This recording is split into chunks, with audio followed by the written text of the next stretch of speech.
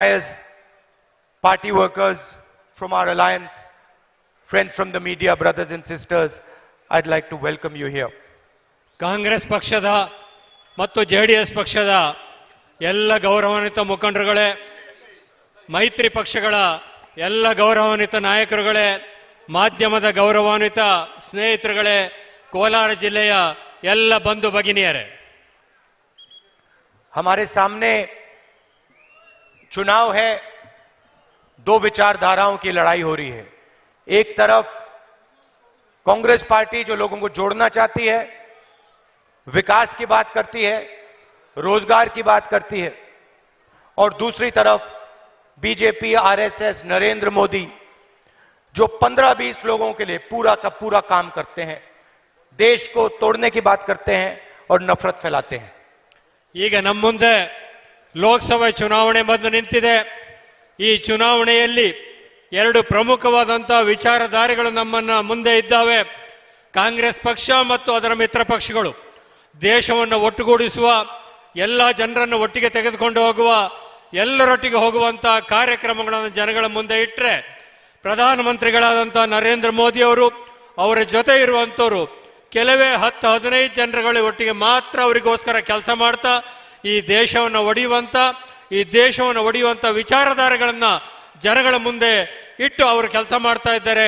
ಈ ಎರಡು ವಿಚಾರಧಾರೆಗಳಲ್ಲಿ ಒಂದನ್ನು ಈಗ ನಾವು ಆಯ್ಕೆ ಮಾಡಿಕೊಳ್ಳಬೇಕಾಗಿದೆ। 5 साल पहले जब नरेंद्र मोदी प्रधानमंत्री बने, उन्होंने देश से 3 वायदे किए थे। 15 लाख रुपए हर बैंक अकाउंट में डालने का, 2 करोड़ युवाओं को रोजगार देने का और किसानों को सही दाम देने का। 2014 ಲೋಕಸಭಾ ಚುನಾವಣೆಯಲ್ಲಿ ನರೇಂದ್ರ ಮೋದಿ ಅವರು ಈ ದೇಶದ ಮುಂದೆ 2-3 ವಿಚಾರಗಳನ್ನ ಜನಗಳ ಮುಂದೆ ಇಟ್ಟು ಬೆಂಬಲವನ್ನು ಯಾಚಿಸಿದರು। ಮೊದಲನೇದಾಗಿ, ಈ ದೇಶದಲ್ಲಿರುವಂತ ಎಲ್ಲ ಯುವಕರಿಗೆ ಪ್ರತಿ ವರ್ಷ 2 ಕೋಟಿ ಉದ್ಯೋಗವನ್ನು ಸೃಷ್ಟಿ ಮಾಡ್ತೇನೆ ಅಂತ ಹೇಳಿದರು। ಭಾರತದಲ್ಲಿರುವಂತಹ ಪ್ರತಿಯೊಬ್ಬರ ಖಾತೆಗೆ ವಿದೇಶದಲ್ಲಿರುವಂತಹ ಕಪ್ಪು ಹಣವನ್ನು ತಂದು ಪ್ರತಿಯೊಬ್ಬರ ಖಾತೆಗೆ 15 ಲಕ್ಷ ರೂಪಾಯಿಗಳನ್ನ ಜಮಾ ಮಾಡ್ತೀನಿ ಅಂತ ಹೇಳಿದ್ರು। ಮತ್ತು ಭಾರತದ ರೈತರ ಎಲ್ಲಾ ಸಾಲವನ್ನು ಕೂಡ ಮನ್ನಾ ಮಾಡ್ತೇನೆ ಅಂತ ಈ 3 ಪ್ರಮುಖ ವಾಗ್ದಾನಗಳನ್ನ ಜನಗಳ ಮುಂದೆ ಇಟ್ಟು 2014 ಲೋಕಸಭಾ ಚುನಾವಣೆಯನ್ನ ನರೇಂದ್ರ ಮೋದಿ ಅವರು ಮತ್ತು ಅವರ ಪಕ್ಷ ಎದುರಿಸಿತು। चुनाव के बाद बीजेपी के प्रेसिडेंट ने कहा कि 15 लाख जुमला था, झूठ था। ಚುನಾವಣೆ ಆದ ನಂತರ ಬಿಜೆಪಿಯ ರಾಷ್ಟ್ರೀಯ ಅಧ್ಯಕ್ಷರಾದಂತಹ ಅಮಿತ್ ಶಾ ಹೇಳಿದ್ರು, ಇದು 15 ಲಕ್ಷವನ್ನು ಪ್ರತಿಯೊಬ್ಬರ ಖಾತೆಗೆ ಹಾಕುವಂಥದ್ದು, ಅದು ಚುನಾವಣೆಗೋಸ್ಕರ ಹೇಳಿದ ಮಾತೇ ಹೊರತು ಅದು ಸತ್ಯ ಅಲ್ಲ ಅನ್ನೋ ಮಾತನ್ನ ಚುನಾವಣೆ ನಂತರ ಅಮಿತ್ ಶಾ ಅವರು ಹೇಳಿದರು। और आज अब अगर आप नरेंद्र मोदी के भाषण सुने तो उसमें ना रोजगार की बात होती है, ना किसानों की बात होती है। ಇತ್ತೀಚಿನ ಚುನಾವಣೆ ಸಂದರ್ಭದಲ್ಲಿ ನೀವೆಲ್ಲ ದೇಶದ ಪ್ರಧಾನಮಂತ್ರಿ ನರೇಂದ್ರ ಮೋದಿ ಅವರ ಮಾತುಗಳನ್ನು ಕೇಳಿರಬಹುದು। ಅವರು ಯಾವಾಗಲೂ ಕೂಡ ಈ ಚುನಾವಣೆಯ ಭಾಷಣದಲ್ಲಿ ನಿರುದ್ಯೋಗಿಗಳಿಗೆ ಉದ್ಯೋಗ ಕೊಡುವ ಮಾತನ್ನಾಗ್ಲಿ ಅಥವಾ 15 ಲಕ್ಷ ರೂಪಾಯಿ ಹಾಕುವ ಮಾತಾಗ್ಲಿ, ದೇಶದ ಅಭಿವೃದ್ಧಿ ಮಾತಾಗ್ಲಿ, ರೈತರ ಬಗ್ಗೆ ಆಗಲಿ ಯಾವ ಮಾತನ್ನು ಕೂಡ ಆಡ್ತಾ ಇಲ್ಲ। उनके मैनिफेस्टो में भी रोजगार के बारे में कुछ नहीं लिखा है। ಅವರ ಚುನಾವಣಾ ಪ್ರಣಾಳಿಕೆಯಲ್ಲೂ ಕೂಡ ಉದ್ಯೋಗದ ಭರವಸೆ ಒಂದೇ ಮಾತನ್ನು ಕೂಡ ಅವರು ಆಡಿಲ್ಲ। 5 महीने पहले मैंने सोचा कि 15 लाख रुपए का वायदा बीजेपी के लिए झूठा था, मगर क्यों ना हम इसे पूरा करें। 5 ತಿಂಗಳ ಹಿಂದೆ ಈ ಚುನಾವಣೆಗೆ ಮುಂಚೆ ನಾವು ಯೋಚನೆ ಮಾಡಿದ್ವಿ, 15 ಲಕ್ಷ ರೂಪಾಯಿಗಳನ್ನ ಪ್ರತಿಯೊಬ್ಬರ ಖಾತೆಗೆ ಹಾಕುವಂತ ವಿಚಾರ ಬಿಜೆಪಿಯವರಿಗೂ ಚುನಾವಣೆ ವಿಷಯ ಆಗಿರ್ಬೋದು, ಸುಳ್ಳಾಗಿರ್ಬೋದು, ಆದರೆ ನಾವು ಯಾಕೆ ಭಾರತದಲ್ಲಿರುವಂತಹ ಎಲ್ಲ ಬಡವರ ಖಾತೆಗಳಿಗೆ ಹಣ ಹಾಕುವಂತ ಒಂದು ಯೋಜನೆಯನ್ನ ರೂಪಿಸಬಾರದು ಮತ್ತು ಅದನ್ನು ಕಾರ್ಯಗತಗೊಳಿಸಬಾರದು ಅಂತ ನಾವು 5 ತಿಂಗಳ ಹಿಂದೆ ಯೋಚನೆ ಮಾಡಿದ್ವಿ। चौकीदार ने झूठ बोला, क्यों नहीं हम सच बोले। ಕಾವಲುಗಾರ ಅಂತ ಹೇಳಿದಂತವರು ಸುಳ್ಳು ಹೇಳಿದ್ರು, ದೇಶಕ್ಕೆ ಮೋಸ ಮಾಡುವಂತ ಕೆಲಸವನ್ನು ಮಾಡಿದ್ರು। तो मैंने 5 महीने पहले कांग्रेस के सबसे बेहतर इकोनॉमिस्ट को बुलाया, हमारे थिंक टैंक को बुलाया। शांत हो जाएं भैया। कांग्रेस के सबसे बेहतर इकोनॉमिस्ट को बुलाया, कांग्रेस पार्टी के थिंक टैंक को बुलाया और उनसे एक सवाल पूछा। मैंने उनसे कहा, देखिए नरेंद्र मोदी ने 15 लाख देने की बात की थी, झूठ था। कांग्रेस पार्टी हिंदुस्तान के गरीब लोगों को कितना पैसा दे सकती है? एक शर्त है, अर्थव्यवस्था नहीं नष्ट करनी। मगर आप मुझे बताइए,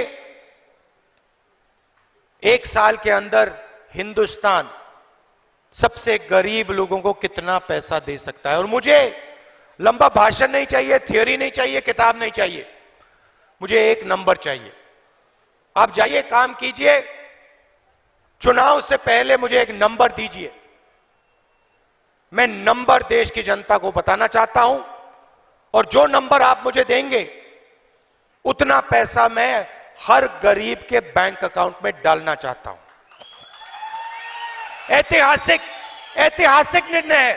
ऐसा निर्णय किसी सरकार ने आज तक नहीं लिया। ಈ ಚುನಾವಣೆಗಿಂತ ಮುಂಚೆ ದೇಶದ ಇಂದಿನ ಸರ್ಕಾರ ಪ್ರತಿಯೊಬ್ಬರ ಖಾತೆಗೆ 15 ಲಕ್ಷ ಹಾಕುವ ಸುಳ್ಳು ಆಶ್ವಾಸನೆ ಕೊಟ್ಟ ನಂತರ ನಾನು ಯೋಚನೆ ಮಾಡಿದೆ, ಈ ದೇಶದ ಸಂಪತ್ತಿನಲ್ಲಿ ಈ ದೇಶದ ಬಡವರಿಗೋಸ್ಕರ ಮಾಡಲಿಕ್ಕೆ ನಿಜವಾಗಿ ಕೂಡ ಹಣ ಇಲ್ವಾ, ಅವರ ಖಾತೆಗೆ ಹಣ ಹಾಕ್ಲಿಕ್ಕೆ ಸಾಧ್ಯ ಇಲ್ವಾ ಅನ್ನೋ ವಿಚಾರನ ತಿಳ್ಕೊಳ್ಬೇಕು ಅಂತೇಳಿ ಈ ದೇಶದ ಕೆಲವು ವಿಚಾರವಂತರು ಚಿಂತಕರ ಒಂದು ಸಭೆಯನ್ನು ನಾನು ಕರೆದೆ. ಅವರಿಗೆ ನೇರವಾಗಿ ನಾನು ಒಂದು ಮಾತನ್ನು ಹೇಳಿದೆ, ನನಗೆ ಉದ್ದುದ್ದವಾಗಿರುವಂತಹ ಭಾಷಣ ಬೇಕಾಗಿಲ್ಲ. ಈ ದೇಶದಲ್ಲಿರುವಂತಹ ಆದಾಯದಲ್ಲಿ ಬಡವರ ಖಾತೆಗೆ ಹಣ ಹಾಕಲಿಕ್ಕೆ ಎಷ್ಟು ಹಣ ಹಾಕಬಹುದು ಮತ್ತು ಯಾವಾಗ ಹಾಕಬಹುದು ಅನ್ನೋಂಥ ಒಂದು ನಿಖರವಾಗಿರುವಂಥ ಅಂಕಿಅಂಶವನ್ನು ಮಾತ್ರ ನೀವು ನನಗೆ ಕೊಡಬೇಕು. ಆ ಅಂಕಿಅಂಶ ಅದು ಜಾರಿ ಕೊಡಲಿಕ್ಕೆ ಸಾಧ್ಯವಾಗಿರುವಂಥದ್ದಿರಬೇಕು. ಆ ರೀತಿಯ ಒಂದು ಅಂಕಿಅಂಶವನ್ನು ನೀವು ನಾನು ಕೊಡಬೇಕು. ಅದನ್ನು ಸಾಧ್ಯ ಮಾಡಲಿಕ್ಕೆ ಸಾಧ್ಯ ಇದ್ರೆ ಮಾತ್ರ ಆ ಮಾತನ್ನು ನೀವು ನಮಗೆ ಹೇಳಬೇಕು. ನನಗೆ ಯಾವ ಉದ್ದ ಭಾಷಣದ ಅವಶ್ಯಕತೆ ಬೇಕಿಲ್ಲ, ನಿಮ್ಮ ಒಂದೇ ಸಲಹೆ ಬೇಕು ಅನ್ನೋದನ್ನು ನಾನು ಚಿಂತಕರು ಮತ್ತು ವಿಚಾರವಂತರಿಗೆ ಹೇಳಿದೆ. कुछ दिन पहले टीम वापस आई और कागज पे उन्होंने मुझे एक नंबर लिख के दे दिया. ಕೆಲವು ಸಮಯದ ಹಿಂದೆ ಆ ಎಲ್ಲ ಚಿಂತಕರು ವಿಚಾರವಂತರು ನನ್ನ ಹತ್ರ ಬಂದರು. ಒಂದು ಕಾಗದದ ಮೇಲೆ ಒಂದು ನಿರ್ದಿಷ್ಟವಾದಂತ ಅಂಕಿಯನ್ನು ಬರೆದು ನನ್ನ ಕೈಗೆ ಅವರು ಕೊಟ್ಟರು. एक साल में 72,000 रुपए, ಒಂದು ವರ್ಷದಲ್ಲಿ 72,000 ರೂಪಾಯಿಗಳು. 5 साल में 3,60,000 रुपए, 5 ವರ್ಷದಲ್ಲಿ 3.5 ಲಕ್ಷ ರೂಪಾಯಿ. नरेंद्र मोदी ने 15 लाख रुपए देने की बात की 5 साल में, झूठ. हमने सच्चाई खोज निकाली. 5 साल के अंदर कांग्रेस पार्टी देश के 20% सबसे गरीब लोगों के बैंक अकाउंट में 3,60,000 रुपए डाल देगी. ನರೇಂದ್ರ ಮೋದಿ ಅವರ 15 ಲಕ್ಷ ರೂಪಾಯಿ ವಾದ ಸುಳ್ಳಾಗಿರುವಂತಹ ಸಂದರ್ಭದಲ್ಲಿ ಪ್ರತಿಯೊಬ್ಬ ಭಾರತೀಯ ಬಡ ಕುಟುಂಬನ ಖಾತೆಗೆ ತಿಂಗಳಿಗೆ 6,000, ವರ್ಷಕ್ಕೆ 72,000, 5 ವರ್ಷದಲ್ಲಿ 3,07,000 ರೂಪಾಯಿ ಪ್ರತಿಯೊಬ್ಬರ ಖಾತೆಗೆ ಹಾಕಲಿಕ್ಕೆ ಸಾಧ್ಯ ಇದೆ ಅನ್ನೋ ಮಾತನ್ನ ಕಾಂಗ್ರೆಸ್ ಪಕ್ಷ ಇವತ್ತು ಎಲ್ಲ ಭಾರತೀಯರಿಗೆ ತಲುಪಿಸುವಂತಹ ಪ್ರಯತ್ನವನ್ನು ಮಾಡ್ತಾ ಇದೆ. 5 करोड़ परिवारों को साल का 72,000 रुपए डायरेक्ट कांग्रेस पार्टी बैंक में देगी. ಭಾರತದ 5 ಕೋಟಿ ಕುಟುಂಬಗಳಿಗೆ 25 ಕೋಟಿ ಜನರಿಗೆ 72,000 ರೂಪಾಯಿ ಪ್ರತಿ ವರ್ಷ ನೇರವಾಗಿ ಅವರ ಬ್ಯಾಂಕಿನ ಖಾತೆಗೆ ತಲುಪಿಸುವಂತ ಯೋಜನೆ ನ್ಯಾಯನ ನಾವು ದೇಶದ ಮುಂದೆ और पैसा महिला के बैंक अकाउंट में जाएगा. ಎಲ್ಲ ಹಣವೂ ಕೂಡ ಕುಟುಂಬದ ಮಹಿಳಾ ಸದಸ್ಯರ ಬ್ಯಾಂಕ್ ಖಾತೆಗೆ ಪ್ರತಿ ತಿಂಗಳು ಕೂಡ ಹೋಗ್ತದೆ. नरेंद्र मोदी, आप झूठ बोलो, हम सच करके दिखाएंगे. ನರೇಂದ್ರ ಮೋದಿ ಅವರಿಗೆ ನೀವು ಹೇಳಬೇಕು, ನಾವು ಇದನ್ನ ಸಾಬೀತು ಮಾಡಿ ತೋರಿಸ್ತೇವೆ ಅಂತ. और जैसे ही हमने ये निर्णय लिया, चौकीदार का चेहरा बदल गया.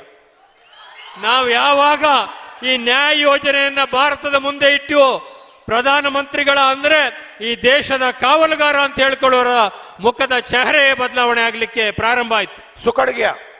ಅದೊಂದು ರೀತಿ ಬೇರೆ ರೀತಿಯಲ್ಲಿ ದುಃಖದ ಛಾಯೆಯನ್ನು ಅದರಲ್ಲಿ ಕಾಣಲಿಕ್ಕೆ ಸಾಧ್ಯ ಆಯ್ತು. सवाल पूछते हैं, पैसा कहां से आएगा? ಈಗ ಅವರು ಪ್ರಶ್ನೆ ಕೇಳ್ತಾ ಇದ್ದಾರೆ, ಇಷ್ಟೊಂದು ಹಣ ಎಲ್ಲಿಂದ ಬರ್ಲಿಕ್ಕೆ ಸಾಧ್ಯ ಅಂತೇಳಿ.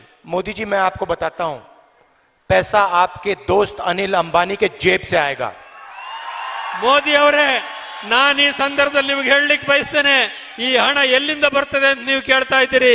ನಿಮ್ಮ ಸ್ನೇಹಿತರಾಗಿರುವಂತ ಅಂಬಾನಿಯವರ ಜೋಬಿನಿಂದಲೇ ಈ ಹಣ ಬಡವರಿಗೋಸ್ಕರ ಬರ್ತದೆ ಅನ್ನೋ ಮಾತನ್ನ ಹೇಳಲಿಕ್ಕೆ ಬಯಸ್ತೇನೆ. आप भ्रष्टाचार की बात करते हो, आपने उस चोर को 30,000 करोड़ रुपए एयरफोर्स का पैसा चोरी करके दिया है। ನೀವು ಹಣ ಎಲ್ಲಿಂದ ಬರ್ತದೆ ಅಂತ ಹೇಳಿದಿರಿ. ನಿಮ್ಮ ಸ್ನೇಹಿತರಿಗೆ 30,000 ಕೋಟಿ ರೂಪಾಯಿಗಳನ್ನ ಕಳ್ಳತನ ಮಾಡಲಿಕ್ಕೆ ಅವಕಾಶವನ್ನು ಮಾಡಿಕೊಟ್ಟಿದ್ದೀರಿ. 100% चोरी करते हो आप। 100% चौकीदार चोर है। 100ಕ್ಕೆ 100 ಇವರೆಲ್ಲರೂ ಕೂಡ ಇದರಲ್ಲಿ ಕಳ್ಳತನವನ್ನ ಮಾಡಿದ್ದಾರೆ. नीरव मोदी, मेहुल चोकसी, विजय माल्या, ललित मोदी, अनिल अंबानी, नरेंद्र मोदी। ನೀರವ್ ಮೋದಿ ಅವರು, ಚೋಕ್ಸಿ ಅವರು, ಲಲಿತ್ ಮೋದಿ ಅವರು, ವಿಜಯ್ ಮಲ್ಯ ಅವರು, ಅಂಬಾನಿ ಅವರು, ಅವರ ಜೊತೆಗೆ ನರೇಂದ್ರ ಮೋದಿ ಅವರು ಸೇರಿ ಈ ದೇಶದ ಜನರ ಹಣವನ್ನು ಕಳ್ಳತನ ಮಾಡಿದ್ದಾರೆ. चोरों का ग्रुप है। ಕಳ್ಳತನ ಸ್ಪಷ್ಟವಾಗಿ ಎಲ್ರಿಗೂ ಗೋಚರ ಆಗ್ತಾ ಇದೆ. चोरों की टीम है।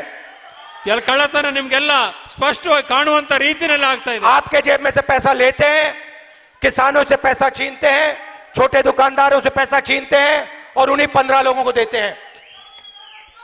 ಈ ದೇಶದ ರೈತರ, ಈ ದೇಶದ ಬಡವರ, ಈ ದೇಶದ ಕಾರ್ಮಿಕರ, ಈ ದೇಶದ ಜನರ ಹಣವನ್ನ ಕಳ್ಳತನ ಮಾಡಿ ಇದೇ ಕೆಲವರಿಗೆ ಜನರಿಗೆ ಕೊಡುವಂತ ಕೆಲಸವನ್ನ ಇವರು ಮಾಡಿದ್ದಾರೆ.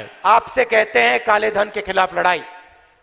ತಮಗೆ ಹೇಳ್ತಾರೆ ಇಲ್ಲಿ ರೈತರ ಮನ್ನಾ ಮಾಡ್ಲಿಕ್ಕೆ, ಸಾಲ ಮಾಡ್ಲಿಕ್ಕೆ ಹಣ ಇಲ್ಲ, ಇದಕ್ಕೆ ಕೊಡ್ಲಿಕ್ಕೆ ಹಣ ಇಲ್ಲ ಅಂತೇಳಿ. आपको धूप में बैंक की लाइन के सामने खड़ा करते हैं। ನಿಮ್ಮನ್ನ ಬಿಸಿಲಿನಲ್ಲಿ ನಿಲ್ಲಿಸುವಂತ ಕೆಲಸವನ್ನು ಮಾಡ್ತಾರೆ.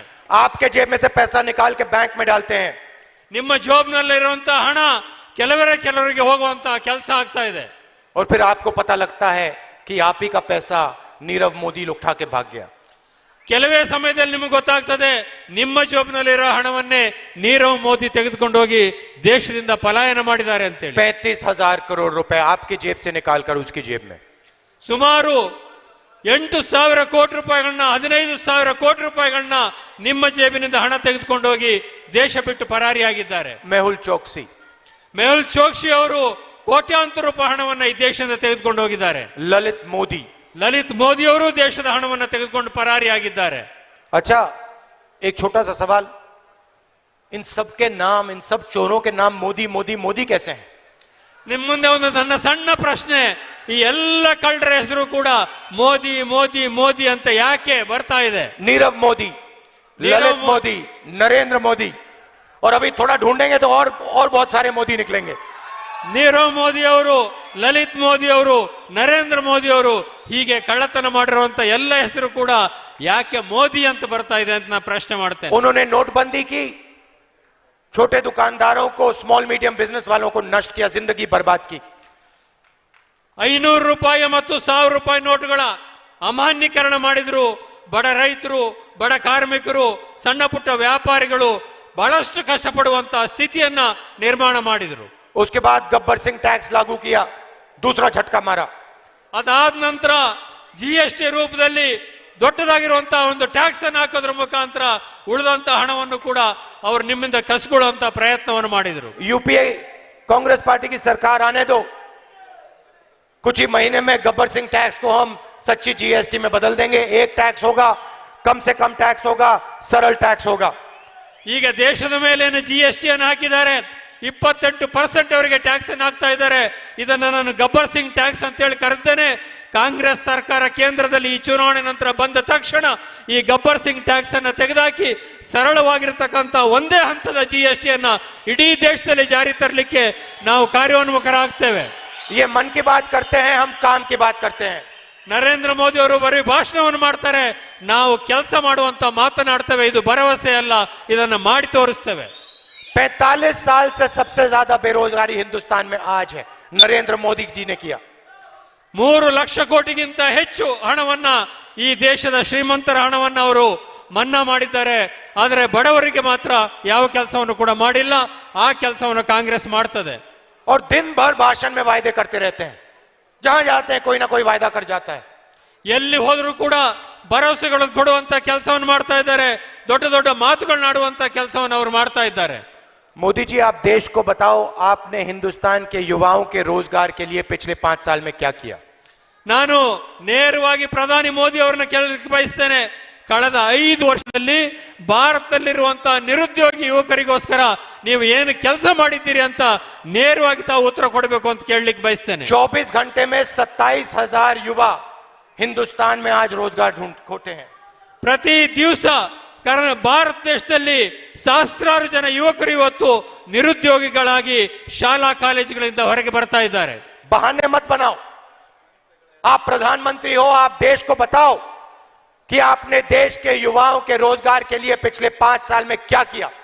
ನೀವು ಬರೇ ನೆಪಗಳನ್ನ ಹೇಳುವಂತ ಕೆಲಸ ಮಾಡಬೇಡಿ, ಬರೇ ಭಾಷಣ ಮಾಡುವಂತ ಕೆಲಸ ಮಾಡಬೇಡಿ.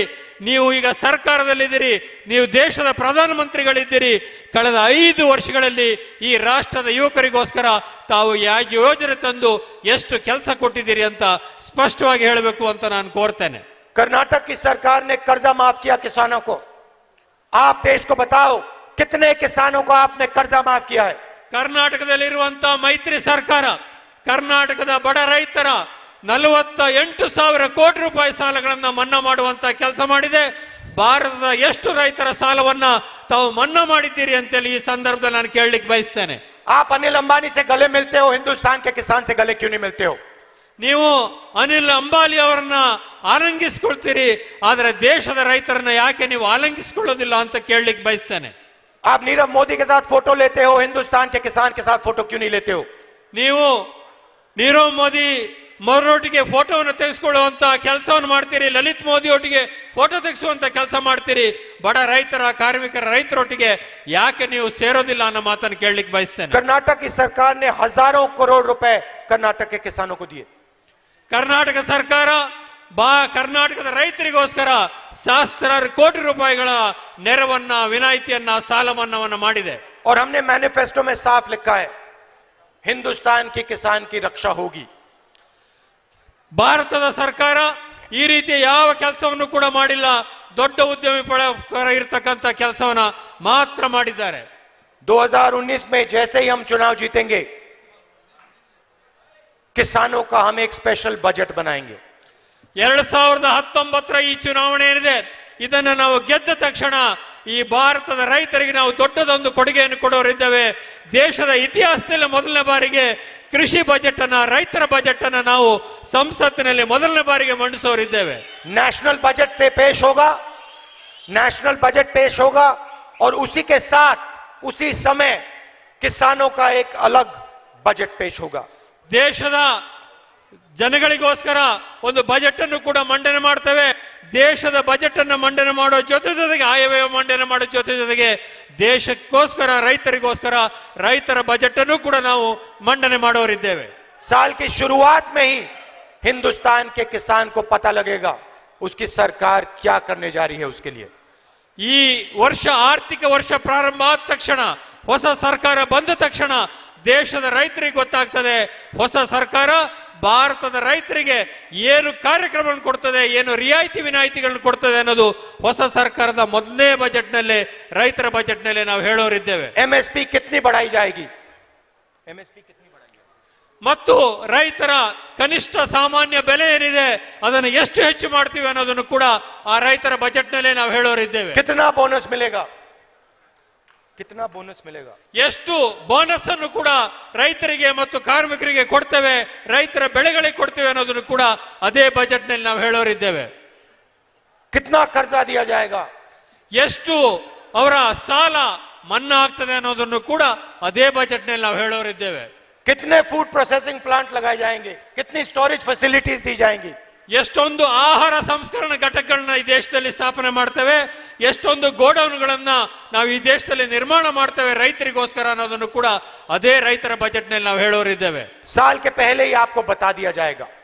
ಪ್ರತಿ ವರ್ಷ ಕೃಷಿ ಹಂಗಾಮು ಪ್ರಾರಂಭ ಆಗೋದಕ್ಕಿಂತ ಮುಂಚೆನೆ ಈ ಎಲ್ಲ ವಿಷಯವನ್ನು ಕೂಡ ನಾವು ನಿಮ್ಮ ಮುಂದೆ ಬಜೆಟ್ ನ ಮುಖಾಂತರ ಹೇಳೋರಿದ್ದೇವೆ.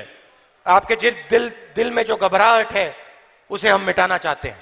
ನಿಮ್ಮ ಮನಸ್ಸಿನಲ್ಲಿ ಏನೊಂದು ಭಯದ ವಾತಾವರಣ ಇದೆ, ಏನು ಬೆಳೆ ಬೆಳಿಬೇಕು, ಯಾವ ರೀತಿ ಕೃಷಿ ಮಾಡಬೇಕು ಅಂತ ಈ ಸಂಪೂರ್ಣ ರೈತರನ್ನ ಭಯಮುಕ್ತರನ್ನಾಗಿ ಮಾಡುವಂತ ಕೆಲಸವನ್ನ ನಾವು ರೈತರ ಬಜೆಟ್ ನಲ್ಲಿ ಮಾಡೋರಿದ್ದೇವೆ. मैनिफेस्टो में हमने एक और बहुत ऐतिहासिक निर्णय लिया है किसानों के लिए. ನಾವು ಮತ್ತೊಂದು ಐತಿಹಾಸಿಕವಾಗಿರುವಂತ ನಿರ್ಣಯವನ್ನು ಕೂಡ ರೈತರ ಪರವಾಗಿ ತೆಗೆದುಕೊಳ್ತಾ ಇದ್ದೇವೆ. जब अनिल अंबानी जैसे लोग बैंक लोन लेते हैं और पैसा वापस नहीं देते हैं, वो जेल नहीं जाते. ಯಾವಾಗ ಈಗಿನ ಸ್ಥಿತಿನಲ್ಲಿ ಅನಿಲ್ ಅಂಬಾನಿ ಅಂತ ಒಬ್ಬ ಉದ್ಯಮಿ ಸಹಸ್ರಾರು ಕೋಟಿ ರೂಪಾಯಿಗಳನ್ನ ಸಾಲವನ್ನ ಪಡಿತಾರೆ, ಬ್ಯಾಂಕ್ಗಳಿಗೆ ಹಣವನ್ನು ವಾಪಸ್ ಕೊಡೋದಿಲ್ಲ, ಆದ್ರೂ ಕೂಡ ಅವರು ಜೈಲಿಗೆ ಹೋಗುವಂತ ಸಂದರ್ಭ ಇಲ್ಲ. किसान अखबार में पढ़ते हैं अनिल अंबानी ने 45,000 करोड़ रुपए लिया, वापस नहीं दिया, बाहर घूम रहा है. ಈಗ ಬ್ಯಾಂಕ್ನವರು ಬರೀತಾರೆ, ಅವರ ಬ್ಯಾಂಕಿನ ಪಾಸ್ಬುಕ್ ನಲ್ಲಿ ಖಾತೆಗಳಲ್ಲಿ ಅನಿಲ್ ಅಂಬಾನಿ ಅವರು ಇಷ್ಟು ಸಹಸ್ರ ಕೋಟಿ ರೂಪಾಯಿಗಳನ್ನ ಸಾಲವನ್ನು ತೆಗೆದುಕೊಂಡ್ರು, ಆದ್ರೆ ಅದನ್ನು ವಾಪಸ್ ಕೊಟ್ಟಿಲ್ಲ ಅಂತ करोड़ रुपए ले गया, बाहर घूम रहा है. ಮೇಲ್ ಚೋಕ್ಸಿ ಅವರು ಕೂಡ ಸಹಸ್ರಾರು ಕೋಟಿ ರೂಪಾಯಿಗಳನ್ನ ಸಾಲ ಪಡೆದ್ರು, ಬ್ಯಾಂಕಿಗೆ ಹಣವನ್ನು ವಾಪಸ್ ಕೊಡಲಿಲ್ಲ. तो हमने निर्णय लिया है कि सरकार बनने के बाद हिंदुस्तान का कोई भी किसान कर्जा ना लौटाने पर जेल नहीं जा सकता है. ಆದ್ರೆ ಕಾಂಗ್ರೆಸ್ ಪಕ್ಷ ಒಂದು ತೀರ್ಮಾನವನ್ನು ತೆಗೆದುಕೊಂಡಿದೆ. ಹೊಸ ಸರ್ಕಾರ ಕೇಂದ್ರದಲ್ಲಿ ಮೇ ತಿಂಗಳಿನಲ್ಲಿ ರಚನೆ ಆದ ನಂತರ ಭಾರತದ ಯಾವುದೇ ರೈತ ಯಾವುದೇ ಬ್ಯಾಂಕಿನಿಂದ ಸಾಲ ಪಡೆದು ಆ ಸಾಲವನ್ನ ಹಣವನ್ನ ವಾಪಸ್ ಕೊಡ್ಲಿಕ್ಕಾಗದೆ ಹೋದ್ರೆ ಯಾವುದೇ ಕಾರಣಕ್ಕೂ ಕೂಡ ಭಾರತದ ಯಾವುದೇ ಕಾನೂನಿನ ಪ್ರಕಾರ ಕೂಡ ಯಾವುದೇ ಒಬ್ಬ ರೈತರು ಕೂಡ ಜೈಲಿಗೆ ಹೋಗದೆ ಇರುವಂತಹ ರೀತಿಯಲ್ಲಿ ಹೊಸ ಕಾನೂನನ್ನು ನಾವು ಈ ದೇಶದ ರೈತರ ಪರವಾಗಿ ತರೋರಿದ್ದೇವೆ. कोई भी किसान कर्जे के मामले में जेल नहीं जा पाएगा. ಹಣ ಅವರು ಬ್ಯಾಂಕಿಗೆ ಕಟ್ಟಲಿಕ್ಕೆ ಹೋಗದೆ ಹೋದ್ರೂ ಕೂಡ ಅವರ ಸಾಲ ಮನ್ನಾ ಆಗ್ತದೆ ಮತ್ತು ಯಾವುದೇ ಒಬ್ಬನೇ ಒಬ್ಬ ರೈತ ಜೈಲಿಗೆ ಹೋಗದೆ ಇರುವಂತಹ ಸ್ಥಿತಿಯನ್ನು ನಾವು ನಿರ್ಮಾಣ ಮಾಡ್ತೇವೆ. युवाओं को कहना चाहता हूं, 5 साल आपने नरेंद्र मोदी पर भरोसा किया. ನಾನು ಯುವಕರಿಗೆ ಹೇಳಲಿಕ್ಕೆ ಬಯಸ್ತೇನೆ, 5 ವರ್ಷಗಳ ಕಾಲ ಈ ದೇಶದ ಪ್ರಧಾನಿ ನರೇಂದ್ರ ಮೋದಿ ಅವರನ್ನ ನೀವು ನಂಬಿದ್ರಿ. Make in India, make in India, make in India सुनते सुनते आप लोग तंग आ गए. Make in India, stand up India, start up India ಈ ತರ ಅನೇಕ ಘೋಷಣೆಗಳನ್ನು ಕೊಟ್ಟರೆ ಹೊರತು ಯಾವ ನಿರುದ್ಯೋಗಿ ಯುವಕನಿಗೂ ಕೂಡ ಅದರಿಂದ ಯಾವ ಸಹಾಯನೂ ಕೂಡ ಆಗಲಿಲ್ಲ. डायलॉग सुन सुनकर आप लोग तंग आ गए. ಮೋದಿ ಅವರ ಮಾತುಗಳನ್ನ ಅವರು ಹೇಳ್ತಕ್ಕಂಥ ವಿಶೇಷವಾಗಿರುವಂತ ಡೈಲಾಗ್ಗಳನ್ನ ಕೇಳಿ ಕೇಳಿ ಕೇಳಿ ಈ ದೇಶದ ಯುವಕರೆಲ್ಲ ಸುಸ್ತಾಗಿದ್ದಾರೆ ಅಂತ ನಾನು ಭಾವಿಸ್ತೇನೆ. अब हम आपको सच्चाई बताते हैं. ನಾವು ನಿಮಗೆ ಸತ್ಯ ಹೇಳೋರಿದ್ದೇವೆ. साल में 2 करोड़ रोजगार देने का वायदा नरेंद्र मोदी ने झूठा किया. ವರ್ಷಕ್ಕೆ 2 ಕೋಟಿ ಉದ್ಯೋಗಗಳನ್ನು ಕೊಡುವಂತ ಸುಳ್ಳು ಮಾತನ್ನ ನರೇಂದ್ರ ಮೋದಿ ಅವರು ಹೇಳಿದ್ರು. हम आपको सच्चाई बताते हैं. ನಾವು ನಿಮಗೆ ಸತ್ಯವನ್ನು ಹೇಳ್ತೇವೆ. 22 लाख सरकारी नौकरियां खाली पड़ी हैं. 24 ಲಕ್ಷ ಸರ್ಕಾರಿ ನೌಕರಿಗಳು ಕೇಂದ್ರ ಮತ್ತು ರಾಜ್ಯ ಸರ್ಕಾರದಲ್ಲಿ ಖಾಲಿ ಬಿದ್ದಿದ್ದಾವೆ. 1 साल के अंदर कांग्रेस इस 22 लाख नौकरियों को भर के आपको दे देगी.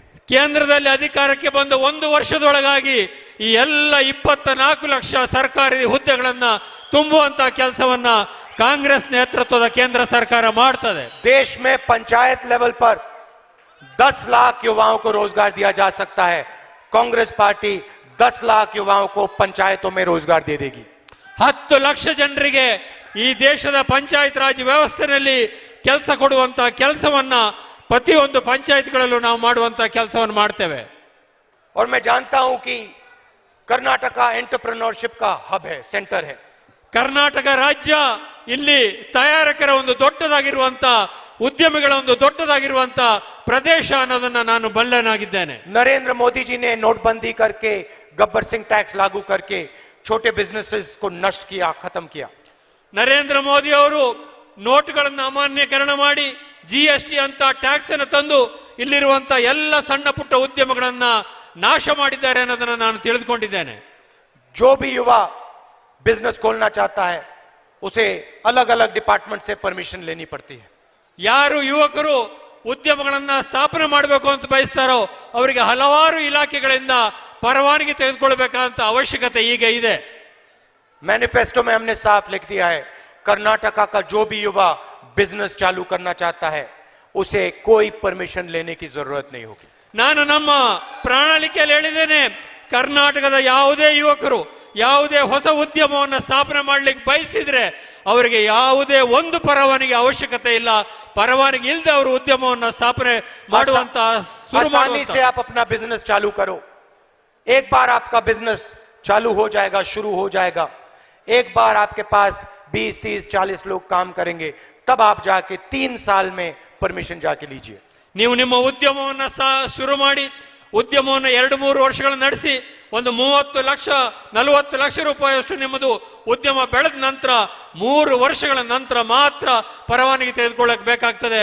ಅಲ್ಲಿವರೆಗೆ ಯಾವ ಪರವಾನಗಿ ಅವಶ್ಯಕತೆ ಇಲ್ಲದಿರುವಂತ ಹೊಸ ಯೋಜನೆಯನ್ನ ಹೊಸ ಕಾನೂನನ್ನ ನಾವು ಮಾಡೋರಿದ್ದೇವೆ. और जो बैंक की चाबी नरेंद्र मोदी ने अनिल अंबानी, नीरव मोदी, मेहुल चोकसी जैसे चोरों के हाथ में डाली, वो चाबी हम अनिल अंबानी के हाथ से छीन के कर्नाटक के युवाओं के हाथ में डालेंगे। ಈ ದೇಶದ ಬ್ಯಾಂಕುಗಳ ಉದ್ಯಮಗಳ ಕೀಲಿ ಕೈಯನ್ನ ಯಾವ ಪ್ರಧಾನಿ ನರೇಂದ್ರ ಮೋದಿ ಅವರು, ಮೆಹುಲ್ ಚೋಕ್ಸಿ ಅವರು, ನೀರವ್ ಮೋದಿ ಅವರು, ಅನಿಲ್ ಅಂಬಾನಿ ಅಂತರ ಕಳ್ಳರ ಕೈ ಕೊಟ್ಟಿದ್ದಾರೆ, ಅವರಲ್ಲಿ ಇರುವಂತಹ ಬೀಗದ ಕೈಯನ್ನ, ಕೀಲಿ ಕೈಯನ್ನ ಕಿತ್ತು ತಂದು ನಾವು ಈ ದೇಶದ ಯುವಕರ ಕೈಗೆ ಕೊಡ್ತೇವೆ ಅನ್ನೋ ಮಾತನ್ನು ಹೇಳಲಿಕ್ಕೆ ಬಯಸ್ತೇನೆ. और जो भी कर्नाटक के युवा रोजगार पैदा करेंगे उनको हम बैंक लोन देंगे। ಯಾವ ಯುವಕರು ಹೊಸ ಉದ್ಯಮವನ್ನು ಸ್ಥಾಪನೆ ಮಾಡಿ ಇಲ್ಲಿ ಉದ್ಯೋಗವನ್ನು ಕೊಡ್ತಾರೋ ಅವರಿಗೆ ಎಲ್ಲಾ ಬ್ಯಾಂಕ್ಗಳು ಕೂಡ ಸಾಲ ಕೊಡುವಂತ ಒಂದು ಯೋಜನೆಯನ್ನ ನಾವು ದೇಶದಲ್ಲಿ ಜಾರಿ ತರ್ತೇವೆ. अंत में मैं महिलाओं के बारे में थोड़ा बोलना चाहता हूं। ನಾನು ಕೊನೆಯದಾಗಿ ಮಹಿಳೆಯರಿಗೂ ಕೂಡ ಕೆಲವು ಮಾತುಗಳನ್ನ ಹೇಳಲಿಕ್ಕೆ ಬಯಸ್ತೇನೆ. न्याय योजना का पैसा उनके खाते में जाएगा। ನ್ಯಾಯ ಯೋಜನೆ ಅಂತ ಏನಿದೆ, ವರ್ಷಕ್ಕೆ 72,000 ರೂಪಾಯಿ ಕೊಡೋದು, ಅದು ನೇರವಾಗಿ ಮಹಿಳೆಯರ ಖಾತೆಗೆ ಹೋಗುವಂತ ಹಣ. आप सोचिए 5 करोड़ परिवारों के घर में 72,000 रुपए हर साल। ನೀವು ಸ್ವಲ್ಪ ಯೋಚನೆ ಮಾಡಿ, 5 ಕೋಟಿ ಕುಟುಂಬಗಳ ಮಹಿಳೆಯರ ಕೈನಲ್ಲಿ ವರ್ಷಕ್ಕೆ 72,000 ರೂಪಾಯಿ ಅವರ ಖಾತೆಗೆ ಹೋಗುವಂತ ಒಂದು ಸಂದರ್ಭ. नरेंद्र मोदी ने 15 लोगों के बैंक अकाउंट में लाखों करोड़ रुपए डाले, हम 25 करोड़ लोगों के बैंक अकाउंट में डालेंगे। ನರೇಂದ್ರ ಮೋದಿ ಅವರು ಯಾರ ಖಾತೆಗೆ ಯಾವ ಹಣನೂ ಹಾಕುವಂತ ಪ್ರಯತ್ನ ಮಾಡಲಿಲ್ಲ, ಆದ್ರೆ ನಾವು 25 ಕೋಟಿ ಜನರ 5 ಕೋಟಿ ಕುಟುಂಬಗಳಿಗೆ ನೇರವಾಗಿ ಹಣ ಹಾಕುವಂತ ಯೋಜನೆ ಮಾಡಿದ್ದೇವೆ. मगर हम महिलाओं की और मदद करना चाहते हैं। राज्यसभा, लोकसभा और विधानसभाओं में उनको 33% रिजर्वेशन देंगे। ನಾವು ಮಹಿಳೆಯರಿಗೆ ಇನ್ನೊಂದು ಮಾತನ್ನು ಹೇಳಲಿಕ್ಕೆ ಬಯಸ್ತೇನೆ. ಈ ದೇಶದ ಲೋಕಸಭೆ, ಈ ದೇಶದ ರಾಜ್ಯಸಭೆ, ಈ ದೇಶದ ವಿಧಾನಸಭೆ, ಶಾಸನ ಸಭೆಗಳಲ್ಲಿ ಪ್ರತಿ ಮಹಿಳೆಯರಿಗೆ 33% ಶೇಕಡ ಮೀಸಲಾತಿಯ ಸೀಟುಗಳನ್ನ ನಾವು ಅಧಿಕಾರಕ್ಕೆ ಬಂದ ತಕ್ಷಣ ಮೊದಲನೇ ಅಧಿವೇಶನದಲ್ಲಿ ಅದನ್ನ ಮಾಡೋರಿದ್ದೇವೆ. और नेशनल लेवल में सरकारी नौकरियों में 33% रिजर्वेशन महिलाओं को मिलेगा। ಕೇಂದ್ರ ಸರ್ಕಾರದಲ್ಲಿರುವ ಎಲ್ಲ ಸರ್ಕಾರಿ ನೌಕರಗಳಲ್ಲಿ 33% ಮಹಿಳೆಯರಿಗೆ ಮೀಸಲಾತಿಯನ್ನ ತಕ್ಷಣದಲ್ಲಿ ಜಾರಿ ತರುವಂತ ಕೆಲಸವನ್ನು ನಾವು ಮಾಡ್ತೇವೆ. भाइयों और बहनों, विचारधारा की लड़ाई है।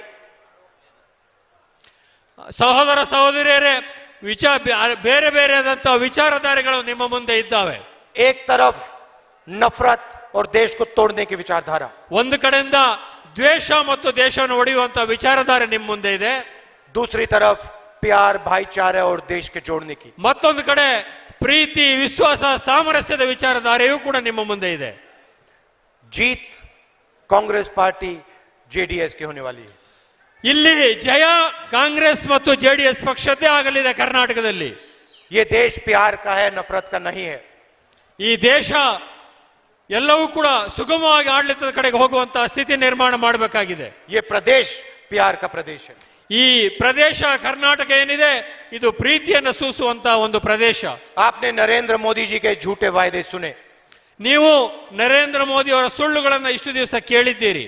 आज वो ना रोजगार की बात करते हैं, ना किसान की बात करते हैं, ना भ्रष्टाचार की बात करते हैं। ಈಗ ಅವರು ರೈತರ ಮಾತಾಗ್ಲಿ, ಉದ್ಯೋಗದ ಮಾತಾಗ್ಲಿ, ಅಥವಾ ರೈತರ ಇನ್ನೊಂದು ಭಾಗ ಆಗ್ಲಿ, ಭ್ರಷ್ಟಾಚಾರದ ಮಾತಾಗ್ಲಿ ಯಾವುದನ್ನು ಕೂಡ ಆಡ್ತಾ ಇಲ್ಲ. हम आपको झूठे वायदे नहीं करेंगे। ನಾವು ನಿಮ್ಮ ಮುಂದೆ ಸುಳ್ಳು ಹೇಳಲಿಕ್ಕೋಸ್ಕರ ಬಂದು ನಿಂತಿಲ್ಲ. मगर हम हिंदुस्तान की अर्थव्यवस्था को एक बार फिर से चालू कर देंगे। ನಾವು ತೆಗೆದುಕೊಳ್ತೇವೆ, ಅವ್ರ ಬಗ್ಗೆ ಗಮನವನ್ನು ಹರಿಸ್ತೇವೆ ಮತ್ತು ಯುವಕರಿಗೆ ಉದ್ಯೋಗವನ್ನು ಕೂಡ ಕೊಡ್ತೇವೆ. और अगली बार नरेंद्र मोदी यहां आए तो आप उन्हें पूछिए, अनिल अंबानी का नाम पूछिए, और उनसे पूछिए कि उन्होंने एयरफोर्स का 30,000 करोड़ रुपए चोरी करके अनिल अंबानी को क्यों दिया। ಮುಂದಿನ ಸಾರಿ ನರೇಂದ್ರ ಮೋದಿ ಅವರು ಇದೇ ರಾಜ್ಯಕ್ಕೆ ಬಂದಂತಹ ಸಂದರ್ಭದಲ್ಲಿ ಕೇಳಿ, ರಫೇಲ್ ಹಗರಣದಲ್ಲಿ 30,000 ಕೋಟಿ ರೂಪಾಯಿಗಳನ್ನ ತೆಗೆದು ಯಾಕೆ ಅನಿಲ್ ಅಂಬಾನಿ ಅವರಿಗೆ ಕೊಟ್ರಿ ಅನ್ನೋ ಮಾತನ್ನ ನೀವು ಕೇಳಬೇಕು। उन्होंने देशभक्ति की बात करते हैं, देशभक्त चोरी नहीं करते हैं। ಅವರು ದೇಶಭಕ್ತಿಯ ಬಗ್ಗೆ ಮಾತಾಡ್ತಾರೆ, ಯಾವ ದೇಶಭಕ್ತನು ಕಳ್ಳತನ ಮಾಡೋದಿಲ್ಲ, ಕಳ್ಳತನ ಮಾಡುವವನು ದೇಶಭಕ್ತನಾಗೋದಕ್ಕೆ ಸಾಧ್ಯನೇ ಇಲ್ಲ। नया नारा है चला है देश में। पहले नारा हुआ करता था अच्छे दिन, जनता कहती थी आएंगे। ಮೊದಲು ಹೇಳ್ತಾ ಇದ್ರು ಅಚ್ಚಾ ದಿನ ಅಂತ ಬರ್ತದೆ, ಒಳ್ಳೆ ದಿನಗಳು ನಿಮ್ಮ ಪಾಲಿಗೆಲ್ಲ ಬರ್ತವೆ ಅನ್ನೋ ಮಾತನ್ನು ಅವ್ರು ಹೇಳ್ತಾ अब ಇದ್ರು। नया नारा चला है चौकीदार चौकीदार चौकीदार। यह है नरेंद्र मोदी की सच्चाई। आप सबको बहुत बहुत धन्यवाद। नमस्कार।